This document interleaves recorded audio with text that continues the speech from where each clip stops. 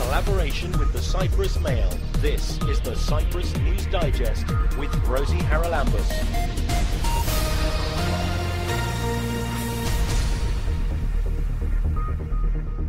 Coming up on this week's programme, we'll find out about artists' copyright. So far, most painters and sculptors haven't been receiving what they're entitled to, and a Nicosia law firm aims to put that right. We should inform people, we should inform artists so that they claim these rights, and you should also inform auction houses so that they understand that these people are entitled to this amount. And with the upcoming European Parliament elections, we talk to a member of a Turkish Cypriot group who are against the Turkish occupation and say that we should all work together to end it. We are people who identify and pretty much digested the idea of being Cypriot, and this election is about Cyprus and being Cypriot. Under copyright law, writers and musicians continue to benefit through payments from the sale of reproductions of their works. But the works of visual artists, like painters and sculptors, may change hands many times in the global market, generating income, but not for the artist and their heirs, but for the art dealer or the seller. That's certainly about to change here in Cyprus, because leading Nicosia lawyer Achilleas Dimitriadis has been looking into what the heirs are actually entitled to. So this has always been going on, I take it? Well, this has always been going on in Cyprus. The law was passed in 2006, and it was a law harmonizing the directions of Brussels, where we had a directive in relation to artists' resale right, droit de suite, as they call it in French. This is a concept that started back in the 1920s, because the French realized that poor artists that had sold their work never had a chance to collect anything for the resale of their works, which went into the hundreds of thousands and now millions. So the story went on, and we finally got this directive from the European Union in 2001. It was enacted in Cyprus in 2006, and as many other things in Cyprus, nothing happened. From 2006, artists are allowed a percentage of 4% for the resale of their paintings or other works of art, as long as it is above 3,000, because that's also a limit that exists. And for every resale by an auction house, for example, the fee of 4% should have been paid. Not many people, if any, knew about it. And we started a campaign this year with the family of Christoforos Sava on the occasion of the exhibition, the retrospective exhibition, which just opened in February in the State Art Gallery that had opened specifically for this. It is opposite the Famagusta Gate in Nicosia, and is a fantastic exhibition which is then going to follow up with taking part of it to the Biennale in Venice. And in a way, it's a return of Christoforos Sava 50 years later, because 50 years ago he had participated in the Biennale, and now the state is honoring him as being a very successful artist and showing the work. He died very young, I'm afraid, in 1968, but even though the death was so early, he still has a lot to show. Very much an avant-garde artist. I think one of the first artists we had in Cyprus who used art as his own profession to make money and live his family. And in a way, Christoforos Sava is coming back, leading the way again, because his family, his daughter and son, have taken on the issue of collecting some of the rights that they are entitled, and we are assisting them in that, and started a campaign to highlight the provisions of this law, which have been essentially dormant for the last 13 years, because auction houses do not bother to pay these amounts to the artists, and on the other hand, artists do not bother to claim these rights, or if they do, they sort of give up after the first hurdle. They probably didn't know about them. I think that's a fair assessment. I think ignorance is the starting point. Now, why we have ignorance is a very big story, but the fact that it's there, I think it's recognized by all. So we started off with a presentation in February as part of the opening of the exhibition. exhibition and explain the provisions of the law. And then with Nikos Kourouchis, an artist, we went to Paphos last Friday and are going to Larnaca this Friday to make the presentation. And then again on the 18th of March, we are repeating it in Limassol, and on the 12th of March we're having another presentation at the Art Gallery, which is just before the closing of the exhibition. I think it's a very interesting concept. I think it's something that the state has given to the artists as a compensation for the resale of their works in order to preserve some of their rights. And this way they are entitled to some compensation, only 4% of the going rate. And in a way, they can follow the increase in value of the work and take a part of what is being used by the art dealers and the profits they are making. Collectors. And private listen, collectors. You've got some wonderful paintings around the room here. So if you sell that to somebody, you or the buyer pays the 4%. The seller pays the 4%, as long as in the transaction there is an art dealer involved.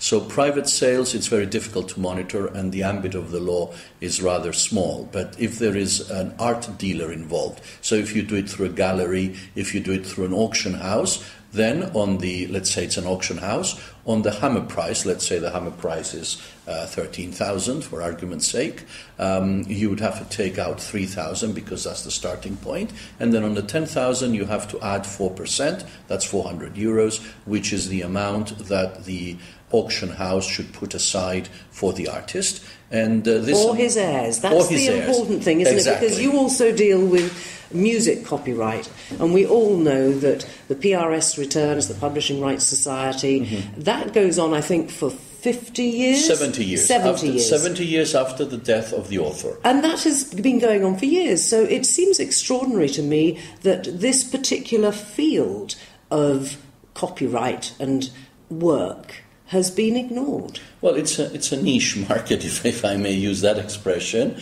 Not many people were interested. Not many people had actually pursued it. We had the opportunity to do the work for the family of Christoforos Sava. And so we're putting it on the map as part of our corporate social responsibility. We thought we should inform people, we should inform artists so that they claim these rights, and you should also inform auction houses so that they understand that these people are entitled to this amount. And yes, you're absolutely right. 70 years after the death of the author, the heirs can enjoy this benefit because copyright lasts after the death of the author as well, and that's the period of 70 years, and it is within that period that the heirs can claim these rights. And the method is very simple. You just go and ask the auction house about your commission on this amount. It's very difficult to keep an eye on all of this, isn't it? It is. Let's take the artist Sava. If he had done, 100, 300 paintings, they'll be all over the place, and they may come up for resale at different times in different places, particularly in the global art market. Absolutely. How do you keep an eye on it? Well, normally there are collecting societies. In other countries, it hasn't yet arrived in Cyprus, the artists form a group, and that group is called a collecting society, and the obligation of that group is to follow all the auctions that take place in the country, sign up all the members, and then collect the amounts on their behalf. But if it's sold in another country? Well, there are reciprocal agreements. I mean, there is perhaps the best known sale in England is the Greek sale by the Bonham's auction house. And sometimes there are Cypriot works that are being sold in England, and the artist resale right is something that is being charged, and the auction house should charge the seller of the work the amount, and then before giving the painting for collection, when they collect the price, they should make sure that the money is paid by the buyers. And do the auction houses do that? In England they do. In Cyprus they've just started. What's been the reaction when you've talked to people about this? Because this is an extra expense for them. Actually, they're seeing their profits exactly. cut. On their side, it's an extra expense of 4%. On the side of the collector is another 4%. But on the side of the author, I think it's only fair that the person who has created, or his or her heirs, who are now alive should be allowed to get a payment of the resale. And particularly if we think that the value of so many paintings skyrockets after the artist dies. Absolutely. That's normally what happens because there is no longer supply. The supply dries up because of the death, and obviously the price skyrockets. I think the highest price for a living artist was David Hockney, $90 million in New York. Yes, David Hockney, I think. Man in a swimming pool, if I am not mistaken. Outrageous amounts of money for a living artist, and of course you and 4% of that's not bad. It's not bad to take it, not at all. I mean, the rate goes down. It's 3% if it's 50,000 to 200, and then the numbers change a bit. But I think in terms of what goes on in Cyprus, I think sales of up to 50,000 is what's realistic. Now, one thing that needs, I think, fixing is that we need to abolish this 3,000 euro limit. I cannot see why this right only kicks in after the 3,000 price limit. Yeah, it should be there, whatever. Well, that's what you would say, that's what I would say, and nevertheless, the law says it kicks in after 3,000. And I think the first step that once we put this down and people understand it, the artist should go back to the House of Parliament and get that 3,000 mark abolished, so that for every sale that takes place by an art dealer, the 4% should kick in, and the art dealer should have an obligation to pay the artist this small amount. You don't get writers who write short stories getting less copyright than if they write a novel, do you? Exactly.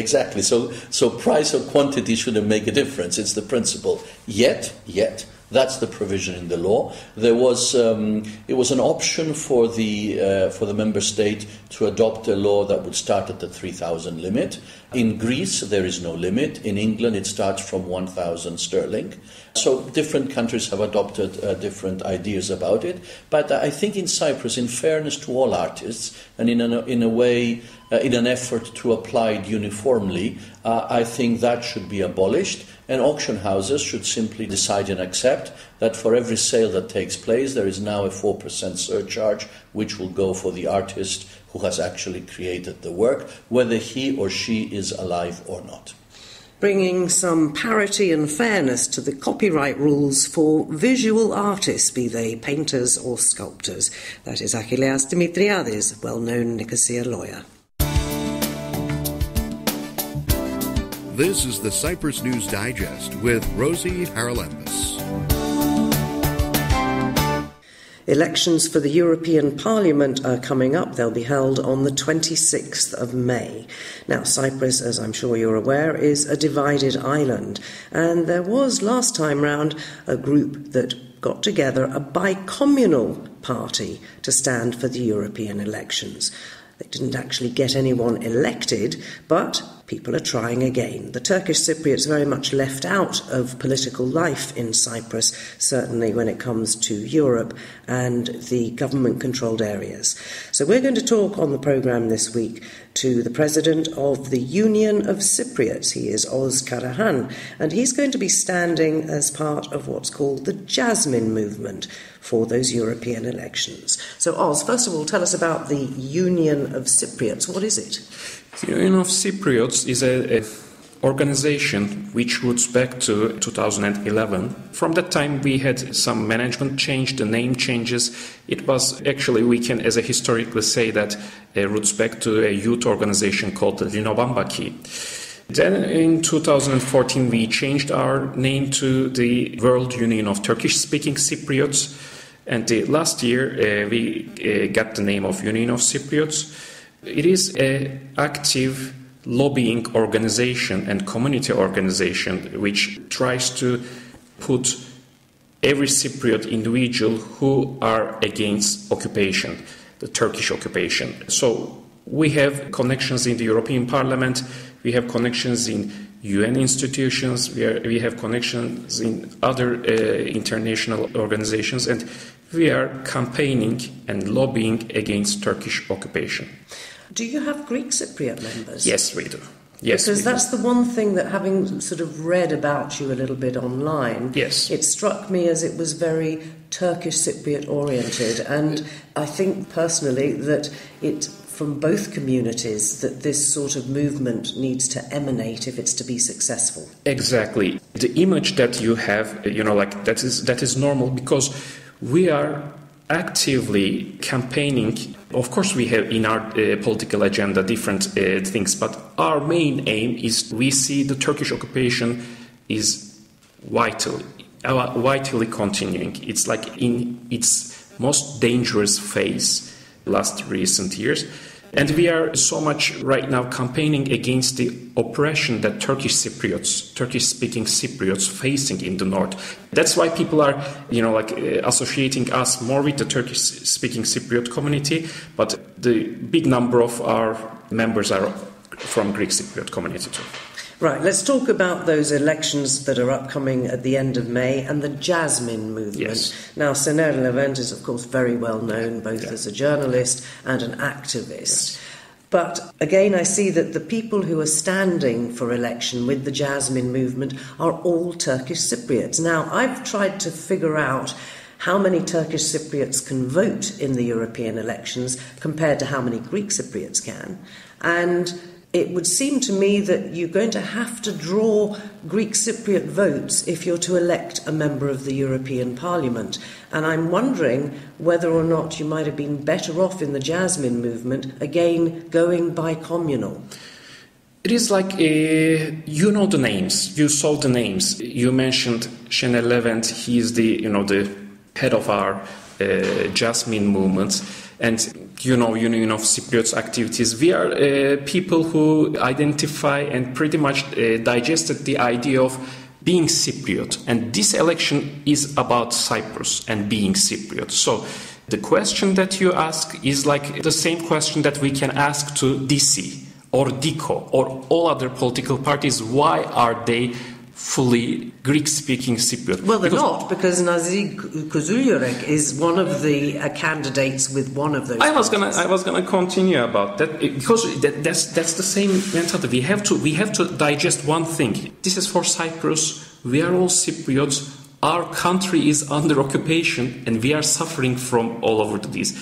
Because of that, that bicommunal talks, by communal activities like singing, dancing, eating, people are fed up with this stuff. We need active fighting against the occupation. And from this point, we don't see like other parties. We can say that they don't represent the Cyprus. They're going to represent the Cyprus, even though the 6 of their candidates are Greek Cypriots. They will represent me too. We will represent them too. So this is for Cyprus, and this is a Cypriot list. And I can say that all the people in our list are pretty much figures that are respected in Greek-speaking Cypriot community as well.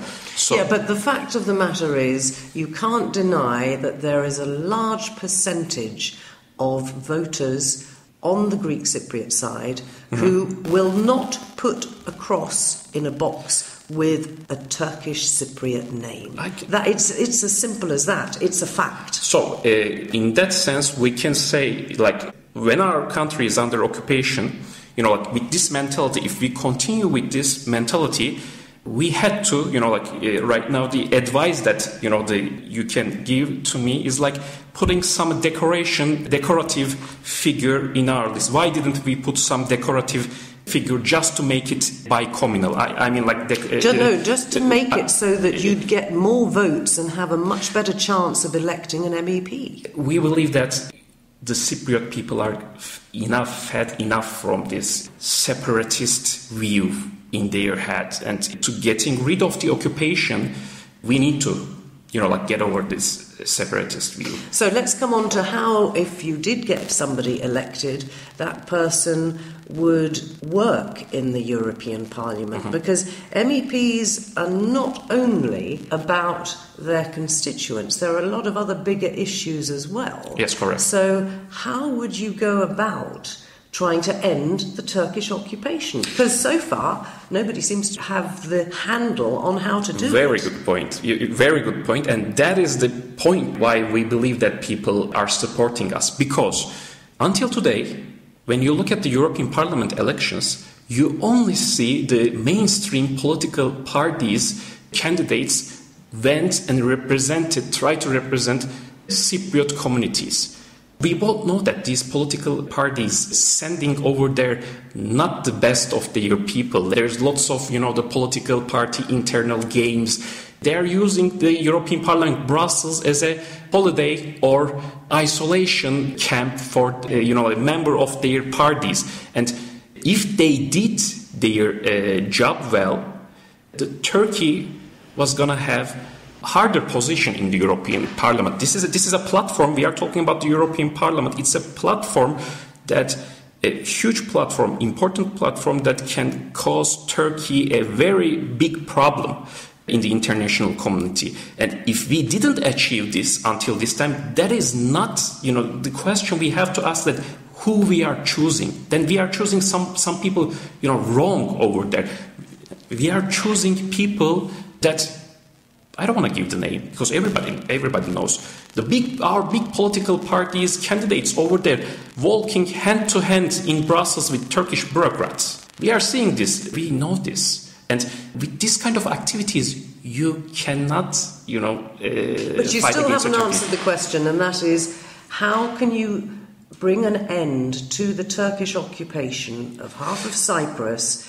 Because it's not actually down to MEPs, is it? It's down to Cypriots, whatever language they speak, wherever they go to worship, to get the leaders to come up with a solution, and of course to get the guarantor powers to agree to that solution, and then of course both communities to say, yes, we want this. Yes. So we've got that problem of guarantees which doesn't go away. The thing is, the answer is, your question's answer is the democracy, and this election is the part of the democratical procedure. This will be the time, we believe, that people will say, we are tired of these negotiations, the peace negotiations, let's say, that sitting in the table with occupiers and foreign powers and trying to solve the Cyprus issue with our mainstream politicians who only think about their pockets. Jasmine Movement is an independent Cypriots that doesn't have any affiliation with all this. We are getting our power, we will get our power, and we are feeling that power from the people who fed up with all the things you mentioned. All the things that these 45 years, the pain caused by. This election will show that something's gonna change. Some things have to change. The talks that never ending. There has to be some pressure against Turkey. You can't fight against, you can't try to find a solution with drinking tea with Turkish foreign ministers. Meeting with your occupiers, prime ministers, talking. These are not the way. Right now we are seeing... But what's the alternative? Because frankly, if you don't get Turkey to agree, then it doesn't really matter what you do in Cyprus or in Brussels. We don't believe in that. We believe that if Cypriots comes together, put a will to, I'm talking about the people, not the politicians. Not the politicians or the powers. I'm talking only about the people. If people comes and put that will, this can happen. The solution is a Jasmine Movement candidate goes to Brussels and, create some problem for Turkey. Create some, a fight for Cypriot independence, which none of our MEPs in the history did this, try to achieve this, let's say. Because it's a huge lobbying. We as an organization, we go to European Parliament a lot. We have connections with them. There is a huge platform for, the fighting this thing. But as I told you, if you talk with your, occupiers, let's say, in a soft way, you are legalizing the occupation. First of all, we have to stop the legalizing the occupation with, talking with our occupiers, the country that caused this much pain to our society and our country that way. Please check the meetings happening in the European Parliament. You can see the Cypriot MEPs are having fun with, the coming together with Turkish bureaucrats in Brussels. Can you accept this? Can you, Well, a diplomat would say that's called diplomacy, because if you can manage to get some understanding between you, very often it's more effective than simply shouting about something. I believe this is something like Stockholm Syndrome, because diplomacy, something like we are forgetting one thing as a Cypriot community, and this is the most dangerous part. Our small island, half of it is occupied. Demographically, north of the island, occupied part, there is a big ethnic replacement going on. There is a huge social, economical, and cultural oppression going on. We are, as a communities, both community I am talking, when this thing happening, we are talking about, diplomacy. This is not time for this is time for radical change. This is time for radical fight against the occupiers. Because time is running out. 45 years, finished. I want to point out one important thing, because as an organization we are, in my first verse, I told you, the demographical change in the north is, we call it bloodless genocide. Bloodless genocide is going on the north of the island. Yesterday, Denktaş's son, Serdar Denktaş, openly said that there is 800,000 people lives in the north. We believe, as an organization, from the data that we have from municipalities, from the Chamber of Commerce, that number is 1.5 million. Of settlers? 1.5 million of settlers. And do you know how much Turkish Cypriot remained in the north? 100, 120 maximum. 120,000. Yes, 100, yes, of course, 100 and 120. We're going to have to leave it there, Oz, because we're running over time. Okay. But I presume you do have a website or a Facebook page where people could go and find out more. And, of course, is it also in Greek and English? Because there are lots of European voters here, too, who don't speak either Greek or Turkish. Exactly. For Jasmine Movement, the website is www.jasminemovement.org. In the Facebook, when they click to a website, they can also direct to the Facebook. We have Facebook page, Jasmine Movement, in the 3 languages. And for the Union of Cypriots, our website is just www.cypriots.org. That is Oz Karahan from the Union of Cypriots and one of the candidates for the Jasmine movement in the upcoming European Parliament elections. You can subscribe to the Cyprus News Digest on iTunes for free and get the program downloaded to your phone or tablet so you can listen anytime, anywhere. And before I go, a few dates for your diary. Poetry Slam 2019 is coming up, and it's taking place on Sunday, Monday and Tuesday with the special participation of the Italian poet, writer and journalist Lello Voce. He's one of the greatest European exponents of slam poetry and co-founder of the World Poetry Movement. Now, the programme starts on Sunday at 9:30 at the 1984 bar in Nicosia with an informal performance of the contestants. Then at 7:30 on Monday at the Artos Foundation, and again on Tuesday, same time, same venue, there will be performances by the poets in the competition. So that's Poetry Slam 2019, taking place Sunday, Monday and Tuesday. And they've been busy at the Italian Embassy because they also have coming up on Wednesday next week, Italian Design Day 2019. They'll have a couple of lectures being held starting at 6 o'clock at the University of Nicosia. And the speakers will be 2 well-known artists and architects from Italy, Massimo Catalani and Cristiano Lucetti. Catalani is a renowned Italian artist who is an architect by training. He's exhibited his works all over the world and collaborated with Greenpeace. His latest works focus on sea life and marine wildlife conservation and against illegal fishing. Lucetti, on the other hand, is a practicing architect. He's worked all over the world. His research looks into contemporary urban contexts and new sustainable strategies. So that's Italian Design Day 2019, and it's taking place at the University of Nicosia next Wednesday, starting at 6 p.m.